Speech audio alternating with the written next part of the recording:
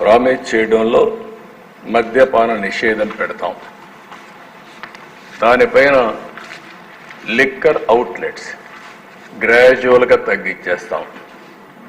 5 star హోటల్కే పరిమితం చేస్తాం. అది ప్రామిస్ చేశారు.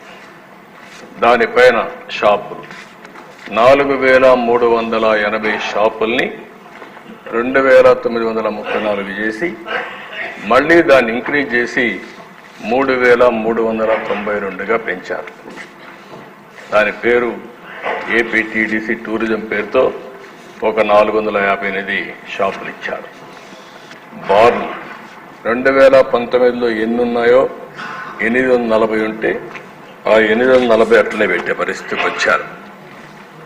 ఇక్కడ మీరు చూస్తే పేరు మద్యపాన నిషేధం, కమిట్మెంట్ లేదు. అదే మరిగా ఇంటెన్షన్ మాత్రం డిఫరెంట్ ఇంటెన్షన్ పెట్టుకున్నారు. పబ్లిక్ పాలసీ చేసేటప్పుడు ప్రజాహితం కోసం చేస్తాం.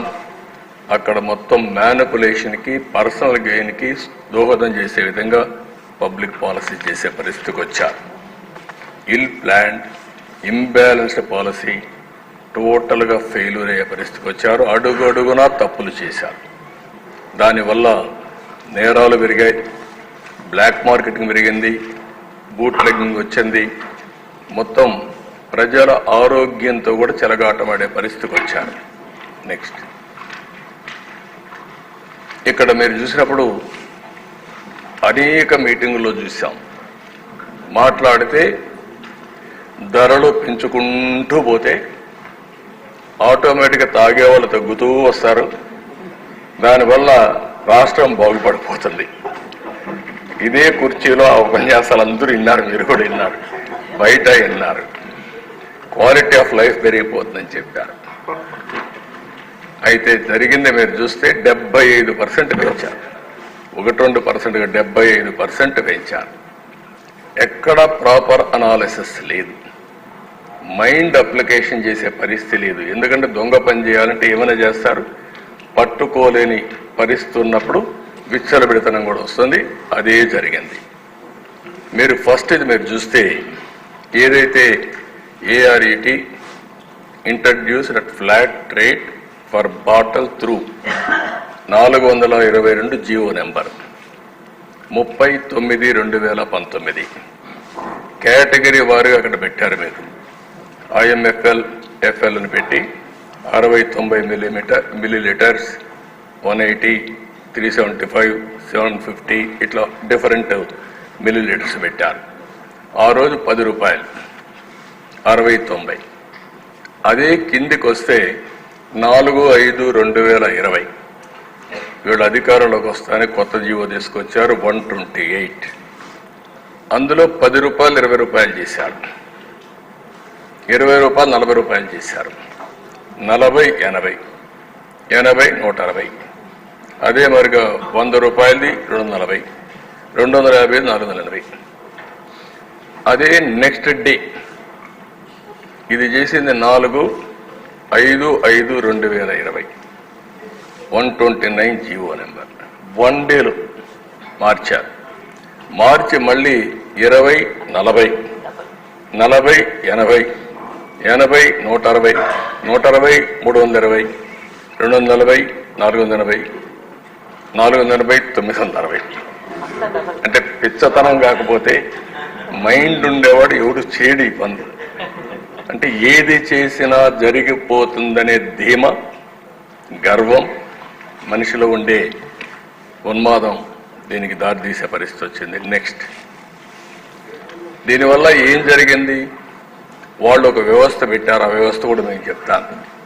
ఎస్సీబీ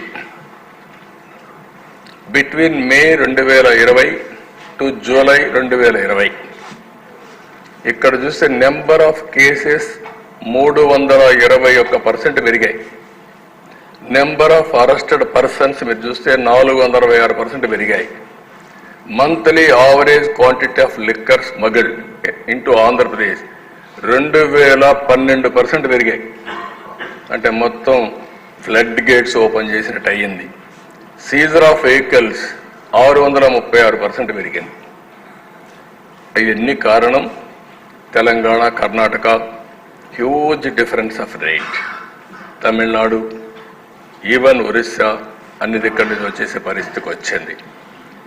దీనిపైన జిఓఎంఎస్ నెంబర్ 256 తీసుకొచ్చారు 3/9/2020. అది తీసుకొచ్చి మీరు అక్కడ చూస్తే మళ్ళీ సేమ్ రేట్లు అప్ టు 120 రూపీస్ ఉండేది 10 రూపాయలు తగ్గించారు. 200 180 మిల్లీ లీటర్స్ ఉండేది 30 రూపాయలు తగ్గించారు.